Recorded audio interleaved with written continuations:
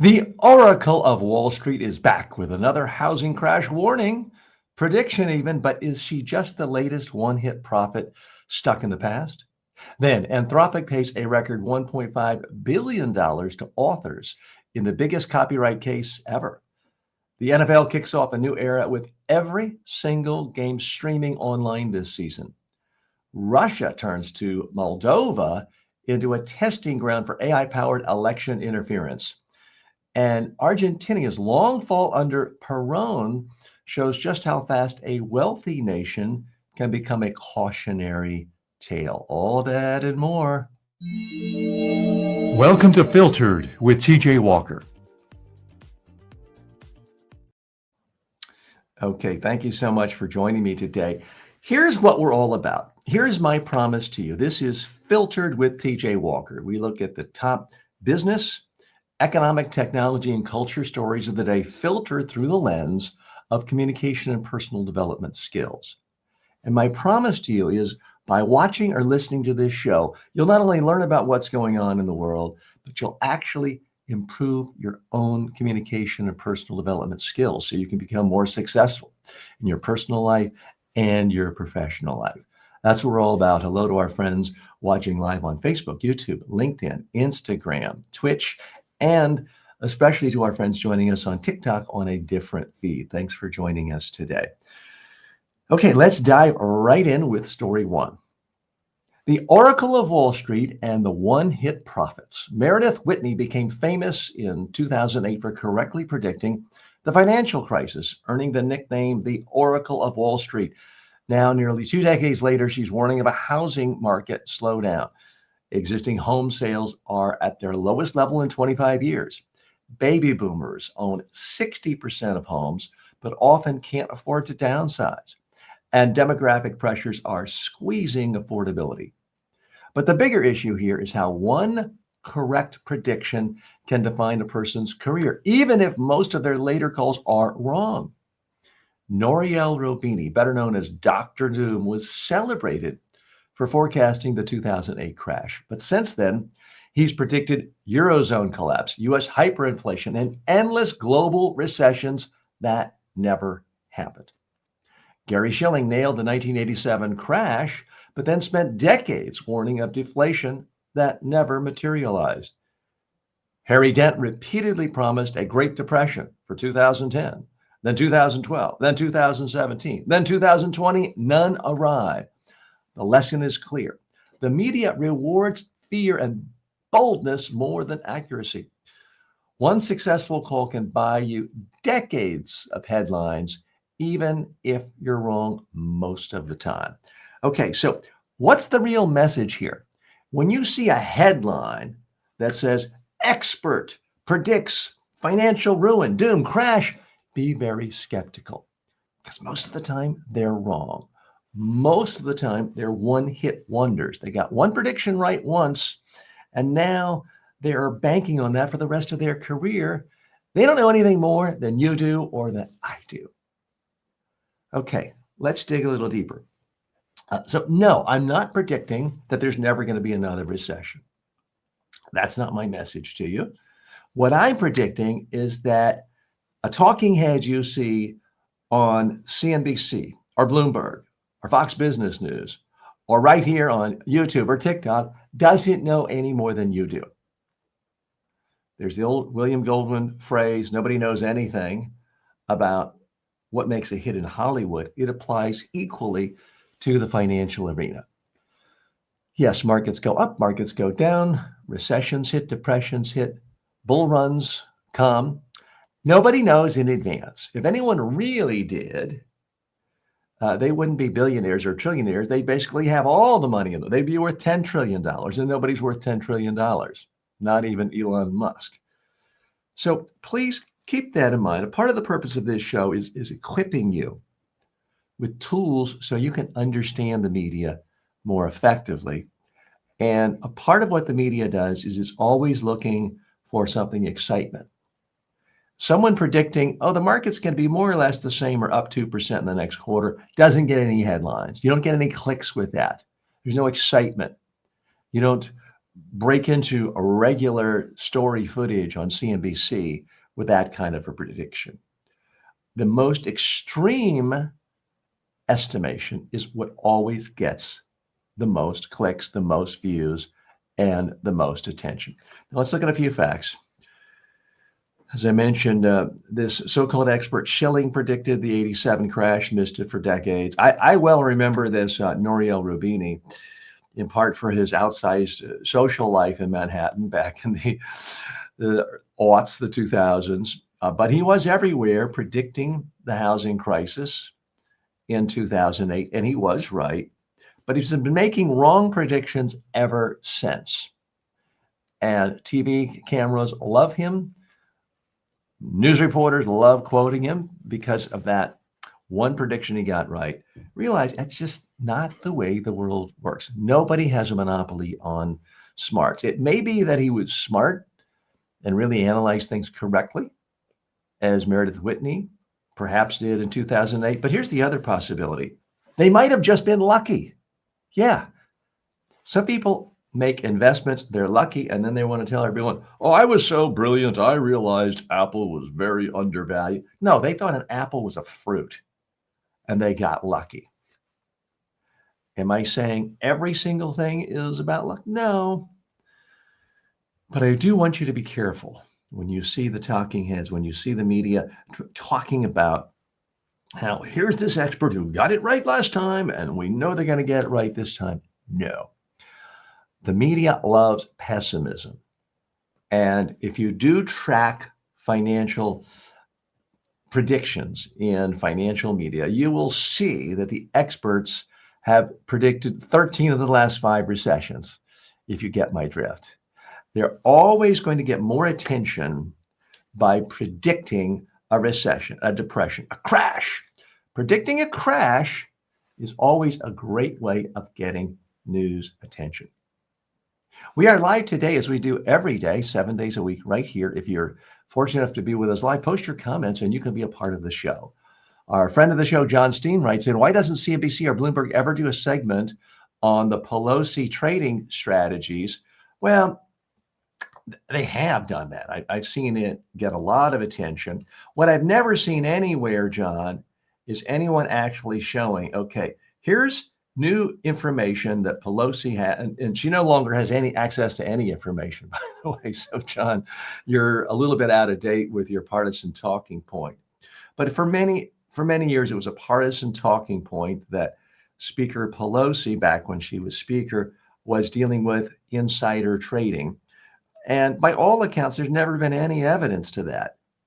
Yes, her family has tremendous wealth, not 6-figure wealth, not 7-figure wealth.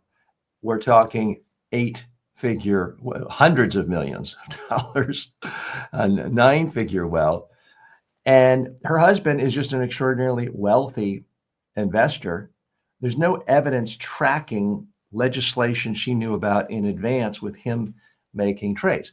Now, I think it's perfectly fair game for people on all sides of the political spectrum to simply say no members of Congress should actively trade stocks. So on that, John, we are in agreement. And the holdup there is both parties. Neither one really wants to do that. We've got a lot more coming up today. I appreciate you joining us again. This is Filtered with TJ Walker, where we look at the top business news, technology news, culture news, filtered through communication and personal development skills. So lots to come, lots more fun issues back in a moment. Filtered is brought to you by the following. Want to advertise here? You better be legit. No crypto, no junk food, no supplements. Go to tjwalker.com/advertise. Want to become a better speaker, leader, or communicator? Start with the TJ Walker Success Library. It's 5 of my most practical books, covering everything from public speaking to media interviews and persuasive messaging, all for only $9.95. I've trained presidents and Fortune 500 CEOs, and now you can get the same wisdom in a fast, affordable format. Go to tjwalker.com/books and download your copies instantly. Thanks for listening. If you like today's episode, you'll love my online courses at MediaTrainingWorldwide.com. Check them out now and level up your skills. Anthropic pays $1.5 billion. Anthropic has agreed to the largest copyright settlement in U.S. history. $1.5 billion to 500,000 authors. I'm wondering if I'm one of them, or $3,000 each, roughly. The lawsuit accused the company of downloading pirated books from sites like Library Genesis and Pirate Library Mirror to train its AI models. A federal judge ruled that while training on legally purchased books was fair use, pirated material was not, forcing Anthropic into the record payout. This is the, quote, Napster moment for AI. Just as music piracy brought billion-dollar lawsuits 2 decades ago, AI companies now face massive costs if they build on stolen content. Other companies have already started paying. OpenAI struck multi-billion-dollar licensing deals with Axel Springer, News Corp, Condé Nast, and the Washington Post, with the News Corp deal rumored at $250 million. Amazon signed with the New York Times earlier this year. 11 Labs quietly settled a voice cloning lawsuit with actors. And Microsoft, as OpenAI's backer, has pledged billions to cover potential copyright liabilities. The industry's learning fast. Build on piracy, pay later. Okay, what's the real message here? Yeah, short term, some of these big AI companies are handing out a few checks, a lot of them small, some a little bit bigger than small, to creators. But make no mistake about it. AI is coming for your content. And there are going to be more and more AI companies out there. It's going to be playing whack-a-mole. And if you think you're going to get rich by writing a book once and that intellectual property being yours forever and everyone coming to you and having to pay you first, you're sadly mistaken. AI is coming for everything. And my only advice is you got to figure out how to get in the AI game yourself. You've got to convert your own content into some sort of AI clone, some kind of site, some kind of app, so you can be a part of the new game. Let's dig a little bit deeper here. Okay, so let's look at some of the facts. Anthropic, again, they did pay $1.5 billion settlement to 500,000 authors. That's a lot of authors. The judge says it's okay for the AIs to scroll books, but not pirated books. Here's the part, and I haven't read the full legal ruling. There are 1 million or so books available for free legally through things like Google Books. So these AI, these LLMs can get a heck of a lot of content without having to steal pirated books. Yes, some of the bigger players like News Corp have struck deals. New York Times, News Corp got $250 million payment from some of these AI companies. But I think it's very, very hard to slow down this new technology. Every other day, some 17-year-old seems to be given $1 billion from venture capitalists to start their own AI company. And there's going to be more and more and more of them, and it's going to be harder and harder for publishers, media companies to keep track of it. I don't know what the solution is. I can tell you my own strategy is trying to have multiple sources of revenue. And for right now, yes, someone could take the contents of my books, you see some of them behind me, and repackage it and give that advice. But I'm doing the same with my own AI clone, tjwalker.ai, for a little plug, hoping to get some of the monetization there. That's a part of it. There are other aspects of monetization that I think are really crucial. Live events. So far, no one is having AI robots go to a convention or a conference and give a keynote speech. So that's a part of where I make my income. No one is yet figured out a way to make an AI clone where an author expert trainer goes to a corporation for a day and works one-on-one with small groups and seminars to train a new skill. So AI hasn't figured out how to do that yet. Will it be happening in our lifetime? I think so. Will it be happening in the next 10 years? Good chance, maybe. Will it happen in the next 2 years? I have no idea. But for right now, that's still a way to make money if you are a thought leader. So that is my recommendation to you if you're on the thought leadership game, if you're in the content creation game, if you're a subject matter expert. You've got to really think broadly on what's every possible way you can give value to people with your expertise. Because if it's just words on a screen, you may be living on borrowed time. I may be living on borrowed time. Some of you who are regulars of mine may have noticed I don't put out books quite as often as I used to.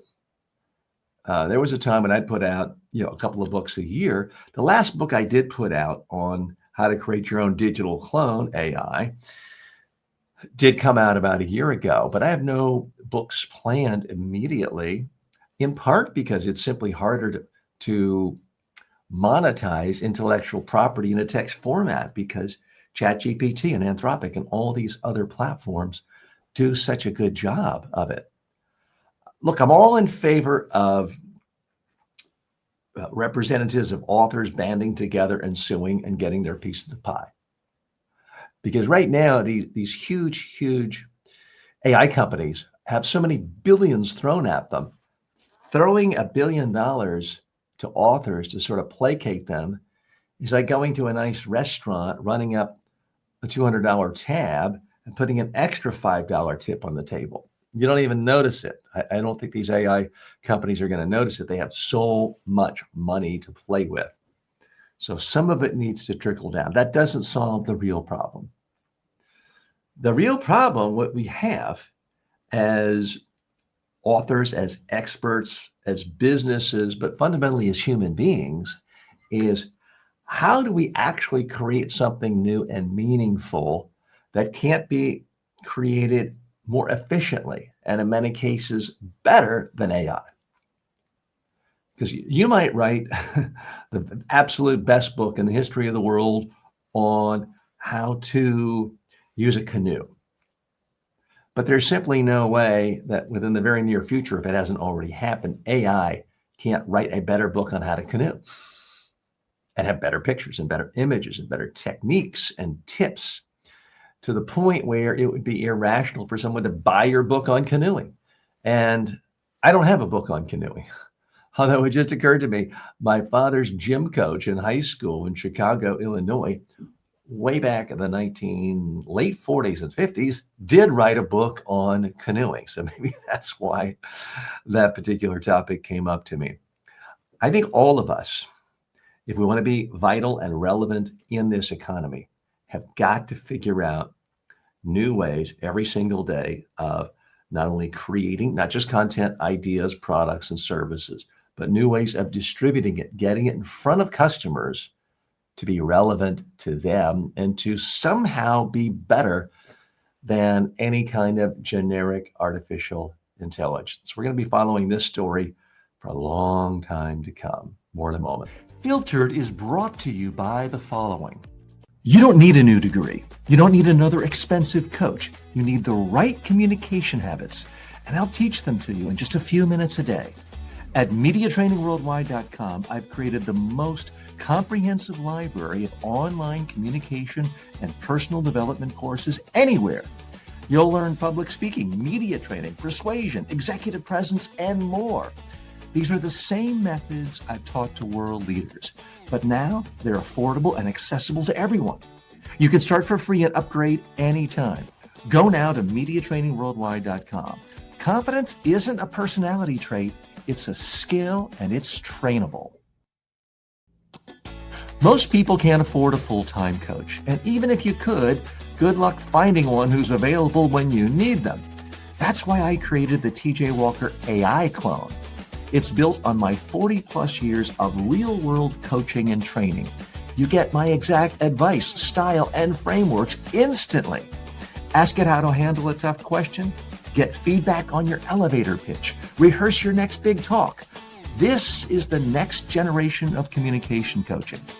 It's smarter than an app, more personal than a course, and always ready. Start using it today at tjwalker.ai. You'll wonder how you ever did without it. Welcome back to Filtered. I'm TJ Walker. NFL goes all in on streaming. For the first time ever, every NFL game this season will be available online. That's all 272 regular season games, and 20 of them won't be on broadcast TV at all. Tonight's Chiefs versus Chargers matchup from Sao Paulo is free on YouTube, but most games will be split across Peacock, Paramount, Amazon Prime, Netflix, ESPN Unlimited, Fox One, and NFL Plus. Disney just bought NFL Network, and the NFL itself owns 10% of Disney's sports division, ensuring the league has a deep seat at the streaming table. Analysts say this shift ends the exclusivity that once made broadcast TV dominant. Flipping between CBS, NBC, ABC, and Fox is still easier than juggling 8 different streaming subscriptions. But the NFL has made it clear the future is streaming first. Football is still America's top media property. It's its most popular sport. But now it's broadband, not cable, that guarantees access. Okay, what's the real message here? People in America love football. We love violence. We love people standing around in committee meetings and then bashing each other's skulls. And they don't care how they get it. And now the streamers realize we can get in on this. And the NFL realizes we can make more money if we can get in front of every single eyeball at any time, anywhere. And instead of giving it to people for free on broadcast TV, we can make them pay on about 20 or 30 teeny tiny little streaming systems if we want to, and they make more money. That's the future. Okay, let's go a little bit deeper here. What does this mean? People in the media business, and I've been a part of the media business for decades, still tend to fixate on, well, there's broadcast, and then there's cable, and then there's premium this, and then there's user-generated content. And we have in our mindset all these different little variations and gradations and quality and prestige. Increasingly, consumers like, I don't care. I want what I want, and I want to look at it on my phone, on my TV, on my laptop, on my tablet. I don't care where it's from. We've seen this in just the last quarter with YouTube going to be number one streaming service on televisions. I said television, not just your cell phone, on televisions.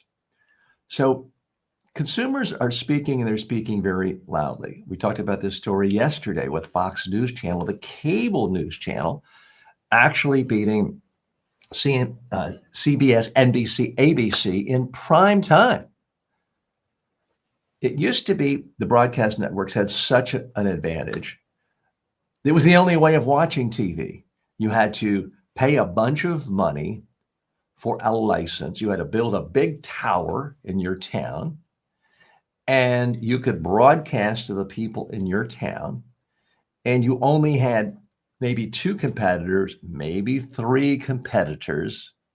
So if you bought a TV station and spent all this money on a big building and staff and salespeople and technicians, you had a near monopoly. You had at least 25% of the eyeballs in your town. So you were kind of a complete moron if you didn't figure out how to make money hand over fist. Those days are gone. Those days are long gone, because now the thing called the internet. And that's the great leveler that I think so many people in the media business don't understand.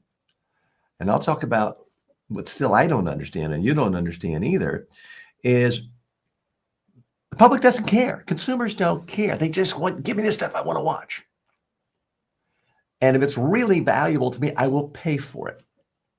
And people do pay for the NFL. Live sports is the one thing people are still most excited about watching on live. And I say TV, meaning a big device on the wall that isn't just a cell phone stapled to the wall, isn't just an iPad stapled to the wall. That's what I mean by TV. Not that it comes from broadcast, not that it comes from a cable company, but just something that's bigger than normal that is on your wall, a screen.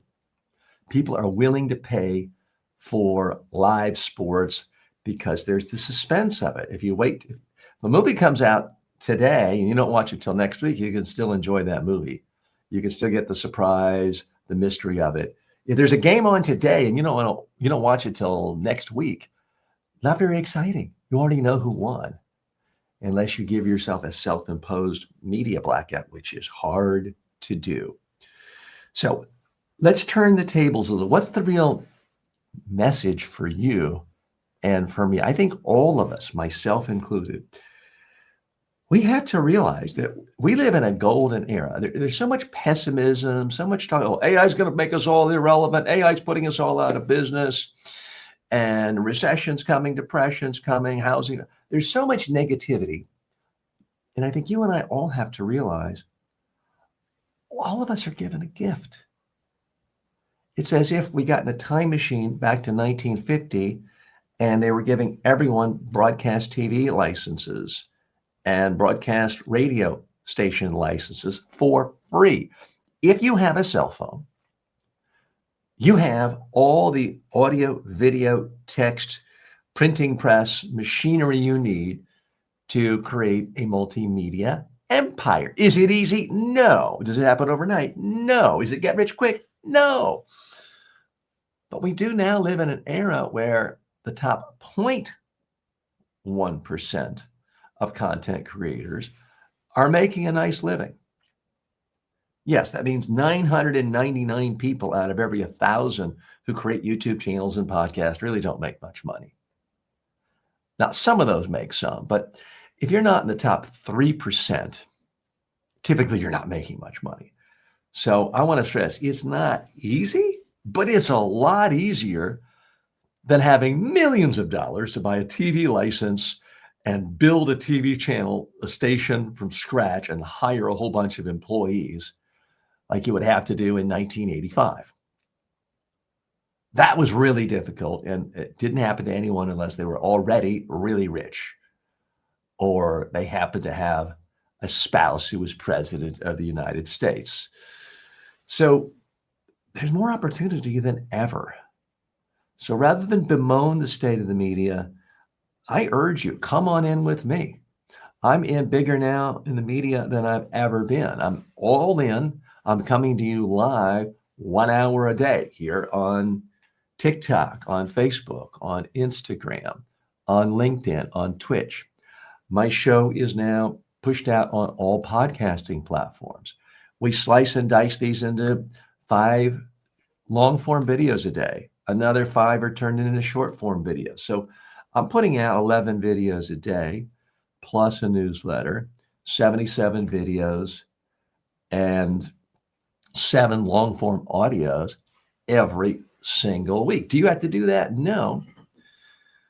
But don't tell me there are no opportunities or only the big tech companies control everything. Yeah, they do have too much power.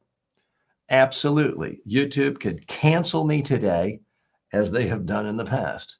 They can delete my channel, as they've done in the past. But you don't have to put all your eggs in one basket.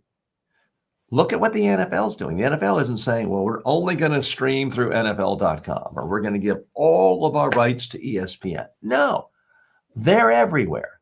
If the NFL can do it, so can you. So can I. So I don't care who you are, what you do. You could be a landscaper and your specialty is getting rid of poison ivy. I urge you, spend 5 minutes a day creating a video on what you do and then distribute it on every platform. Turn it into a podcast. Make it short form. And if nothing else, you'll probably get a handful of more clients every month. You'll probably have your clients stick with you longer. You'll be able to raise your prices without people fleeing from you. And who knows, at some point, you might get tired of actually going out into the field every day and pulling out the poison ivy. And maybe you can make enough money just from the media company. But I'm not here to tell you. I'm not saying, call my 800 number and give me $10,000 and I guarantee you'll be making $20,000 a month with your social media channel in the next 60 days. There are a lot of people out there doing that, and they are charlatans. They are scamming you.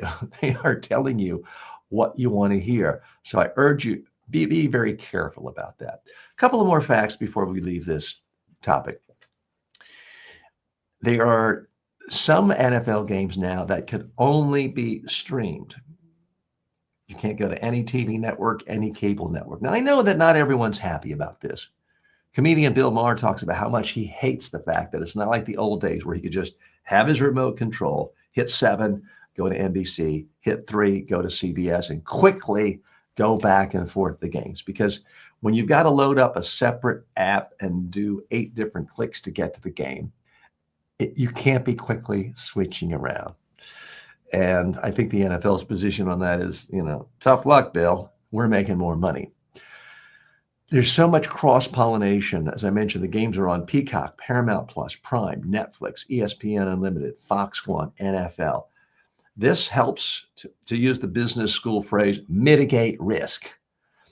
If the NFL has all these different sources of revenue, it's simply better for them. And they're not dependent on any one platform. And the NFL is showing that its strategy now is streaming first. If some broadcast, some old school TV network wants to give them a lot of money, sure, they'll take it. But that's no longer their main focus. And I have to say, that is smart. That's not the future. That's the world we live in today. We'll be right back after this break. Want to advertise here? You better be legit. No crypto, no junk food, no supplements. Go to tjwalker.com/advertise. Most people can't afford a full-time coach. And even if you could, good luck finding one who's available when you need them. That's why I created the TJ Walker AI clone. It's built on my 40-plus years of real-world coaching and training. You get my exact advice, style, and frameworks instantly. Ask it how to handle a tough question.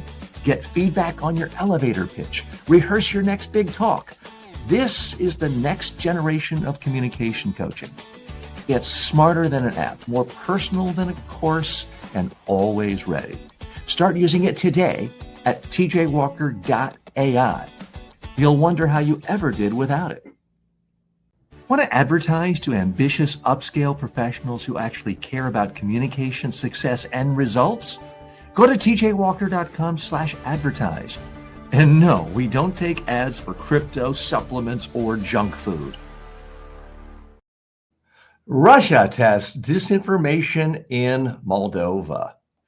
That's right, Moldova, a small country on Ukraine's border, has become Russia's latest testing ground for disinformation. Ahead of its September 28 elections, researchers uncovered more than 900 Russian-linked accounts, flooding TikTok, Telegram, Facebook, Instagram, and YouTube with fake posts. AI-generated videos and smear campaigns against President Mia Sandu. One fake post even impersonated OK Magazine, that's a British publication, spreading a bizarre rumor about celebrity sperm donors. Others leaned heavily on misogyny and homophobia, a common theme in Kremlin campaigns against female leaders. What's different this year is the absence of U.S. resistance. Trump's administration has dismantled funding for pro-democracy programs, shut down counter-disinformation initiatives, and cut support for independent media. As one researcher put it, Russia now controls Moldova's information environment in a way they could have only dreamed of a year ago. The playbook tested in Moldova may soon spread across Europe. Okay, let's dive into this. So, what's the real message here? Russia is seizing on this opportunity to spread its disinformation around the globe and change democracies. It's not a conspiracy theory. It has been proven again and again and again. It's happening in Moldova right now. And the biggest advantage Russia has right now is the United States has pulled back on trying to put out fact-based journalism.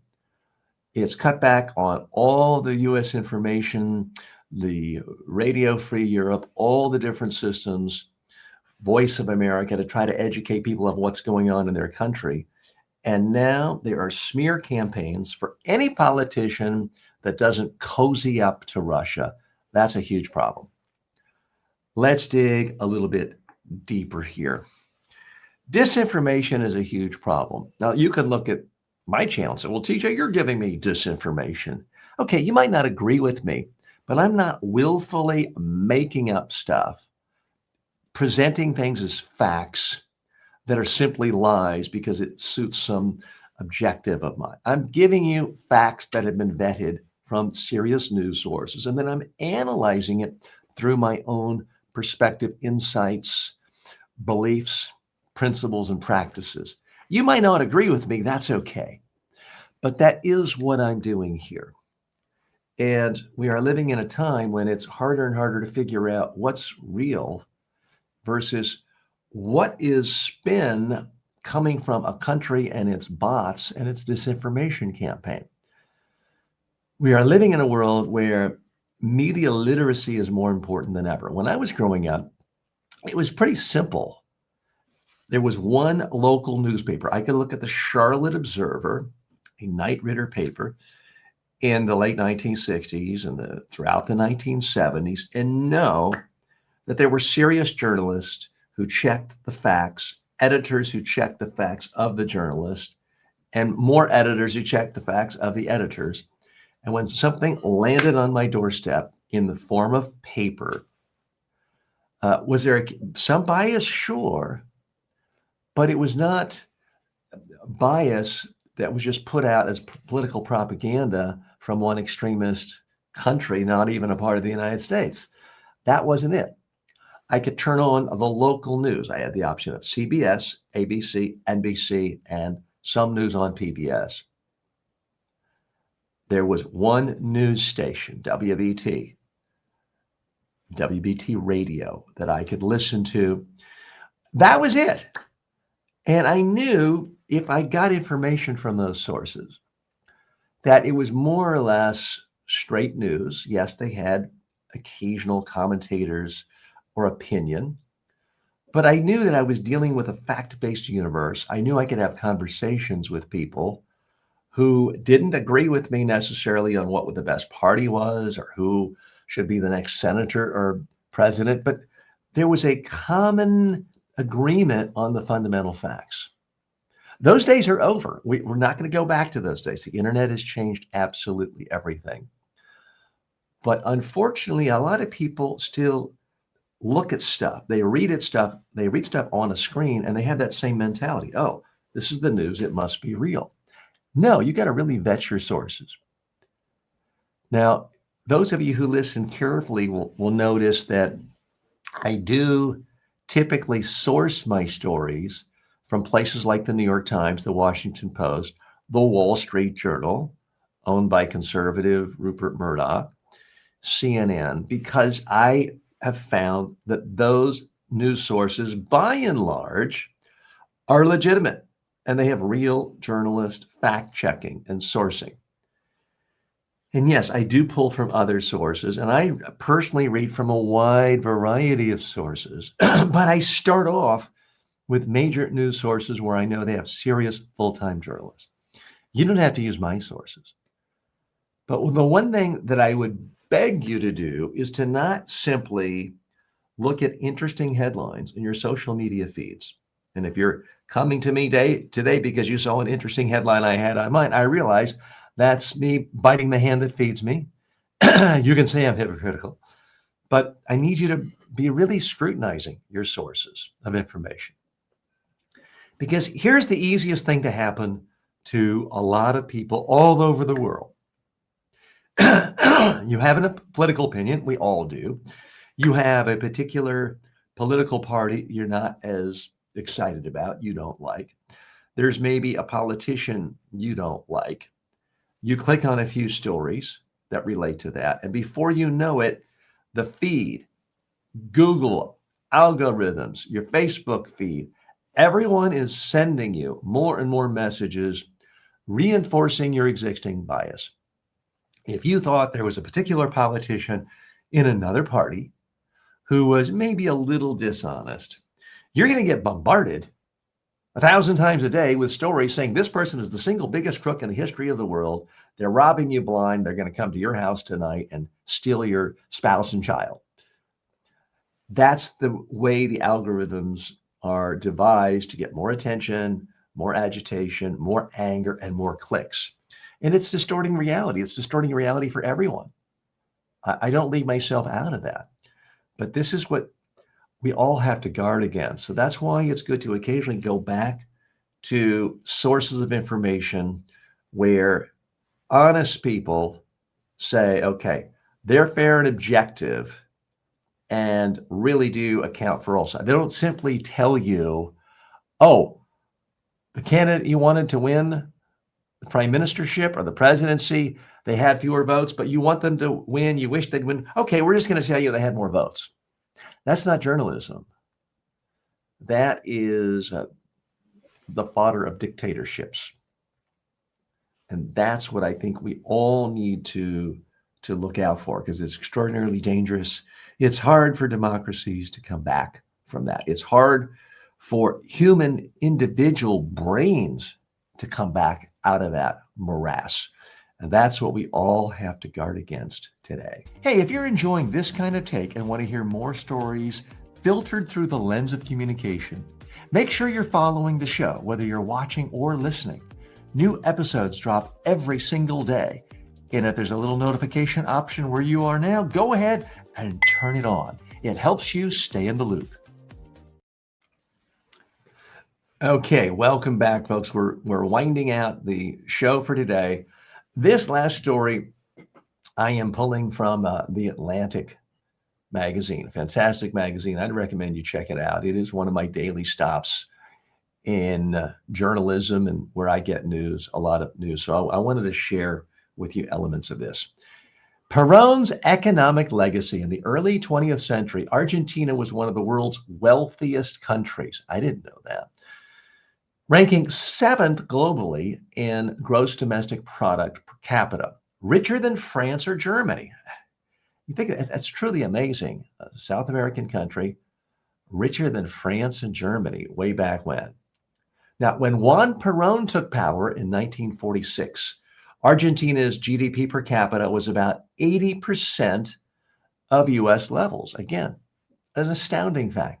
By the time he was ousted in 1955, it had fallen to about half. Half!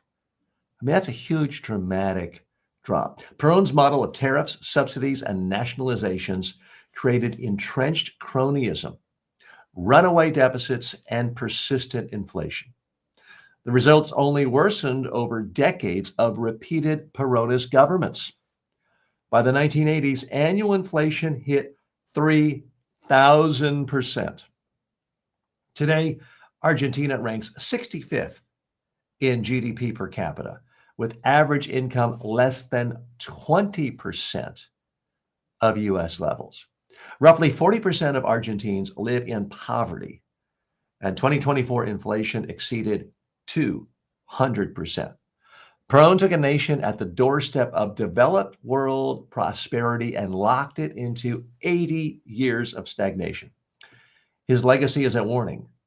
Personalist ad hoc economic policy creates not growth, but long-term decline. So what's the real message here? It's not that Donald Trump is the next Adolf Hitler or the next Pol Pot, but he is the next Perón. The United States could be the next Argentina, meaning a wealthy country that is destroyed by someone who wants to do a tariff here, cronyism here, a little more nationalism here, and have everything controlled by one guy. It's not necessarily communist. It's not necessarily a monarchy, dictatorship. I don't know what you call it, but it destroyed Argentina.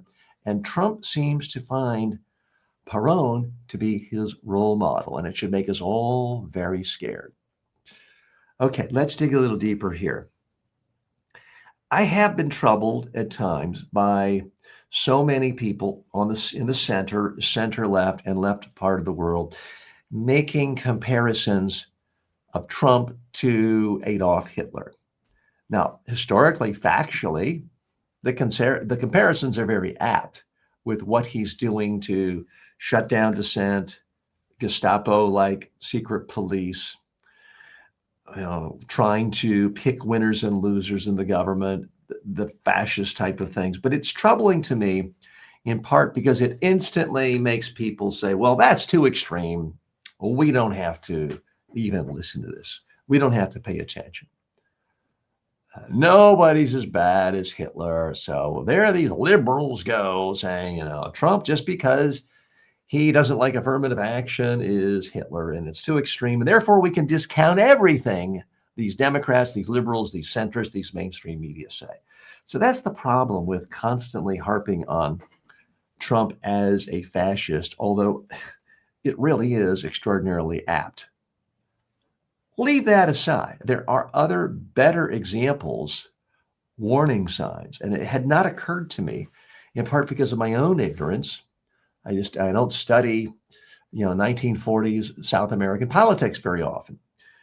But thankfully, The Atlantic did. And it is truly amazing the similarities between Perón and Trump. Wanting to be idolized, the big bus, the big pictures, the big billboards of them everywhere. Wanting to control industry, wanting to pick winners and losers, wanting to make their cronies rich and harm their opponents, trying to control the money supply. Again, these facts are absolutely astounding. And in the early 1900s, Argentina was 7th in the world in terms of gross domestic product. I think I misspoke in the news read earlier. They weren't close to being a developed nation. They were a fully developed nation. The gross domestic product when Perón took office in 1946 was 80% of the United States. So that was a pretty affluent country back then. And a mere 9.5 years later, he brought it down to only 50% of the United States. Inflation hitting 3,000%. Because he wanted to print money, he wanted to control his own version of the Fed, which is exactly what Trump wants to do. Trump doesn't believe in actually raising taxes to pay for bills anymore. We did that under Clinton. We got closer to that under Obama. And now we've seen the budget deficit explode under Trump because he seems to think that we can't become Argentina. He seems to think the rules don't apply to him. And now with him trying to muscle in his henchmen into the Federal Reserve and muscle out anyone who doesn't give him what he wants, with him trying to extort companies like Intel and American Steel to do whatever he wants and give him a piece of them, it really does look exactly like what happened in Argentina. Did Perón go around and murder 12 million people and slaughter 6 million Jews? No. Is he going to go down in history as the worst butcher along with Stalin and Pol Pot and Hitler? No. But would any fair-minded, rational American today say, you know what? Let's do what Argentina did. It worked out so well for them. Let's do the same thing. And yet we seem to be on that path. And today, the average income of someone living in Argentina, 20% of what the income is if you live in the United States. I mean, that's just astounding. They had 80% of what Americans had before Perón. Now they have 20% of the income that Americans have. If that's not enough to make you think, let's figure out every single thing Perón did and let's do the opposite, I don't know what is. But Trump certainly seems to have fallen in love with this Peronist model. And you know what? Yeah, it was good for Perón while it lasted. He felt really important. His face was everywhere. His bust was everywhere. His face was on billboards. Everyone bowed down to him. Every business person bowed down. Sound familiar?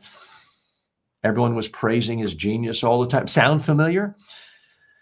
So maybe those of us who are not fans of Donald Trump and think that he is, in fact, destroying the single greatest democracy in the history of the world, the single best form of government in the world, the best economic system in the world, should do more and more pointing out these similarities between Argentina and how Perón destroyed their economy and indeed their entire society. That may be a better model than constantly pointing out what has happened in 1930s Germany and 1940s Germany and 1940s Italy, although the similarities are pretty astounding.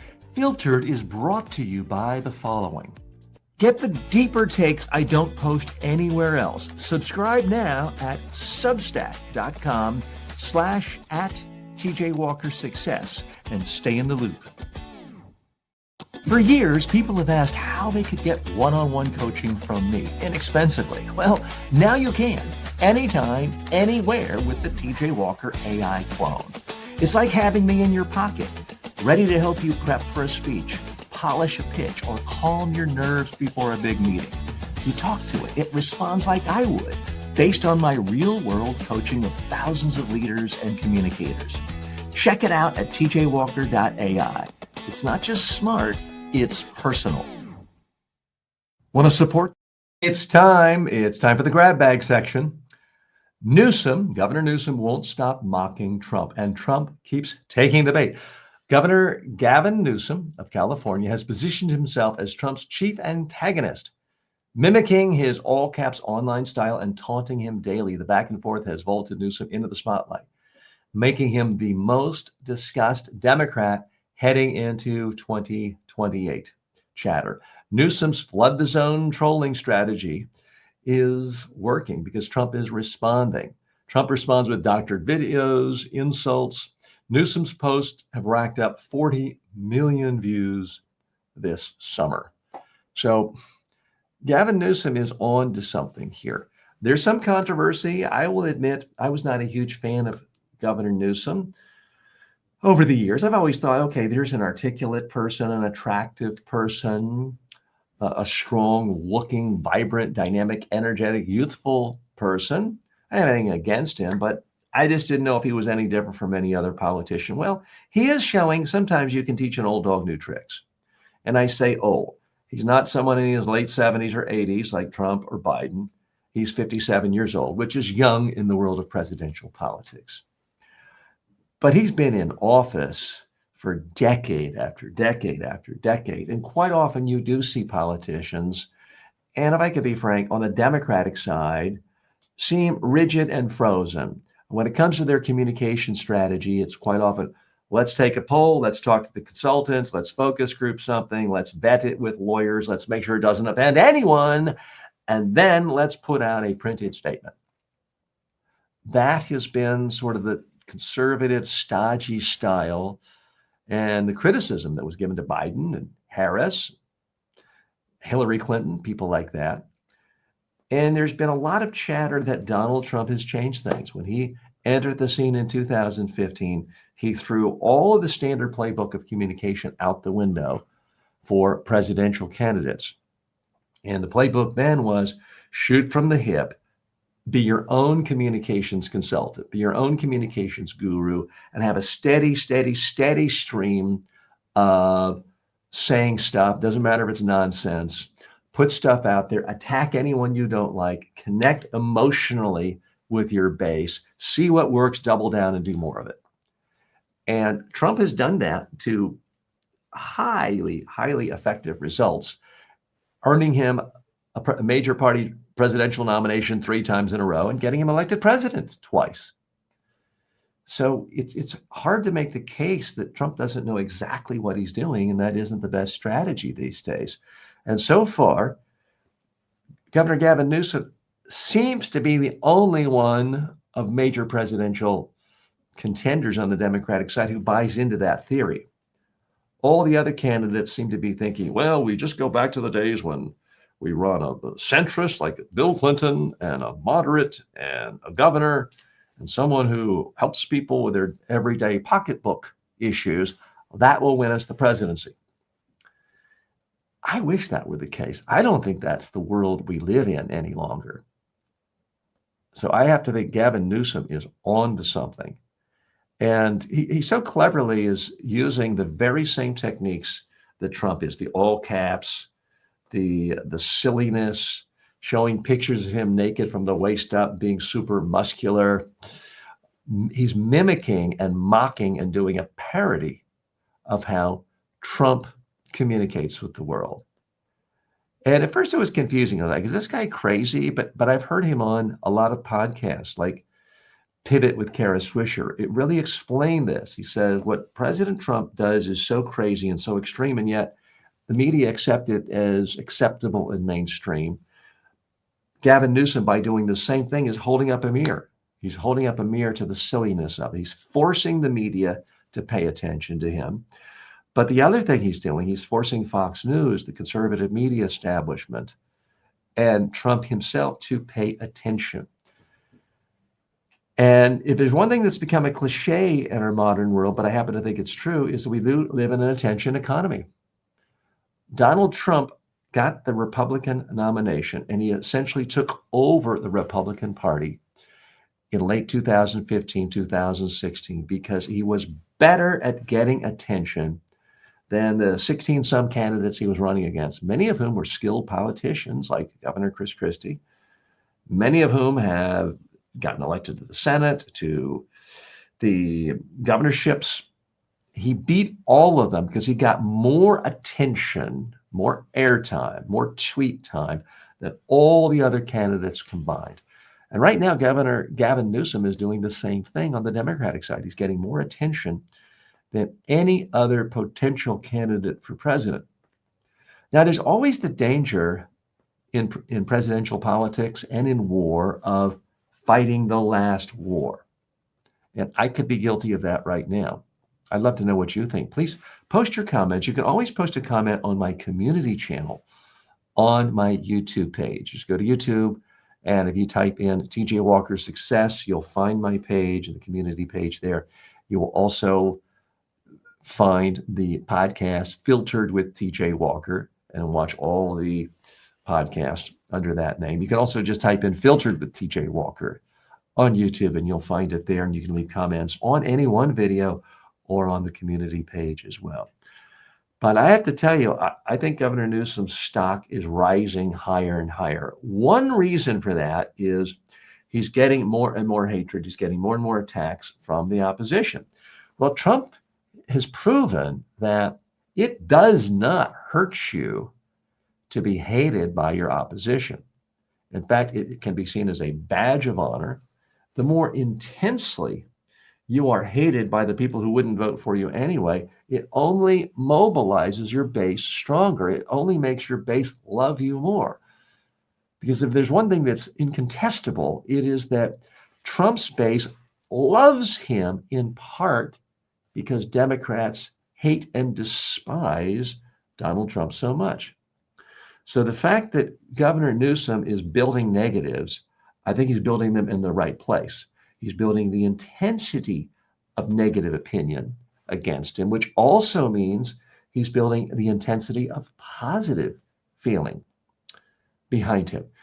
Now, I do predict that as Newsom gets more attention, more money flowing his way, we are going to see more Democratic politicians realize, hey, you can't beat them, join them. I can't do this traditional thing of giving a serious speech at a major university on foreign policy and expect that to get me attention. I got to get down in the mud, and I got to make fun of Trump, and I got to make fun of the other politicians, and I got to really give people a sense of what I care about passionately. So at some point, because there's still a long time before 2028, assuming, of course, there is still a presidential election, and we still have any semblance of a constitutional democracy in the U.S., assuming those things, which is a big assumption. There's still a lot of time between now and 2028. It's not too late for somebody that we've never heard of, or somebody we have heard of, but we don't typically think of as a presidential candidate, a Mark Cuban, a Tom Hanks. It's not too late for someone like that to just come in and all of a sudden start tweeting, posting, YouTubing 12 hours a day, 20 hours a day, stream of consciousness, hates, loves, and becoming the new Democratic flavor for 2020. And not too late for that. But for right now, I got to tell you, I do think that Governor Gavin Newsom is on the right path. And ask yourself this: if you are a Republican, as many of our viewers are, and true confession, public disclosure, I've voted Republican in my lifetime. I voted for Rudy Giuliani for re-election. I'm here today with you as a sensible centrist. Unfortunately, I think one party has gone off so far to an extreme right that we really only have one viable option for anyone who believes in centrism. But giving you a little background, I'm not coming to you as an agent of one party. I think Newsom's on to something. What do you think? Post your comments. In other grab bag news today, Senator Eric Schmidt declares the U.S. a white homeland. At the National Conservatism Conference the other day, Missouri Senator Eric Schmidt openly declared that America is fundamentally a white homeland, essentially rejecting Lincoln's vision of equality. He invoked replacement theory, praised Andrew Jackson, and cast non-white Americans as usurpers. His speech reflects how far blood and soil nationalism has moved into the mainstream MAGA politics. Schmidt, America built as a white nation. He's really embracing this replacement theory. And it mostly was greeted with silence on the GOP, not a lot of criticism. So this is troubling. There's sort of an inching of the line because elected officials in both parties, but let's face it, in the last 4 decades, it's been more an issue in the Republican Party, have tried to say things that kind of wink, wink, nudge, nudge, imply. Let me get our TikTok friends back here 1 second. We're doing a live stream with them. And I just have to make sure the phone has brought them back in. Thank you, TikTok. So politicians have felt they need to do a dance. They could talk in coded language, the kind of wink, wink, nudge, nudge. I believe in states' rights. Let's be tough on law and order. And people who were racist could sort of interpret, oh, I like this guy. What he's really saying is, oh, let's stick it to the blacks. Let's be tough on the blacks. That's what used to happen. That was the coded language. Now we're seeing the silent part spoken out loud. Now we're seeing politicians increasingly saying, hey, we're not really a democracy. This is a country for white people. And we don't want foreigners coming here, having their babies here and replacing the white people. This is ominous, my friends. This is getting scary. This is leading potentially to massive race wars. It's also one reason I agree with some current conservative pundits out there who say that Vice President Vance, will never be the GOP nominee for president. They don't like him because they don't consider him to have a white family. His wife her family is from India. She has dark skin.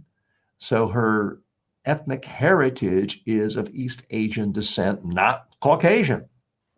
I'm not saying that's a bad thing, but increasingly many on the far right, the people who really make the base of the MAGA movement, are saying, we don't like J.D. Vance because he's not really a white person. He's not really going to be able to wage that war against the onslaught of brown people when he's creating brown people in his own family. Again, I'm not endorsing that sentiment, but I do think it is resonating with the Republican Party, which is one of many reasons why I do not think J.D. Vance, assuming, of course, Trump doesn't just drop dead in the next few years, it's one reason I think J.D. Vance will never gain true acceptance from the MAGA movement and the current incarnation of the Republican Party, because they don't like the fact that he's not perpetuating a pure white family. Again, their wishes, not mine.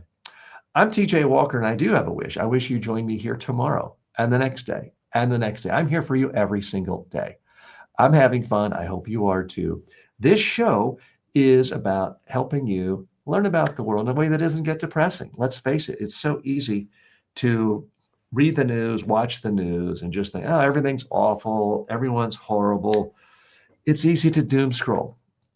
get depressed. That's not the point of this show. Now, I don't sugarcoat things, but what I try to do with most of the stories we look at on this program is analyze them from a communications and personal development standpoint, analyzing the stories through the filter of communication skills and personal development skills to help you become more successful in your own life. That is my promise to you, so that you not only learn about the news, but you learn how it can benefit you and how you can learn from it and get better and better. That's what we're all about here.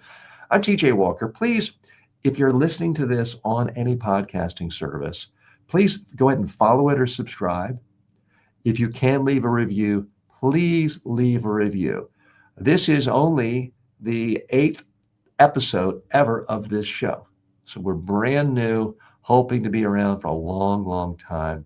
And I really want to thank you for being a part of it. If you're watching this on YouTube or TikTok, place a comment, give it a thumbs up, sign up for notifications, and spread the word. Thanks so much. I'll see you tomorrow.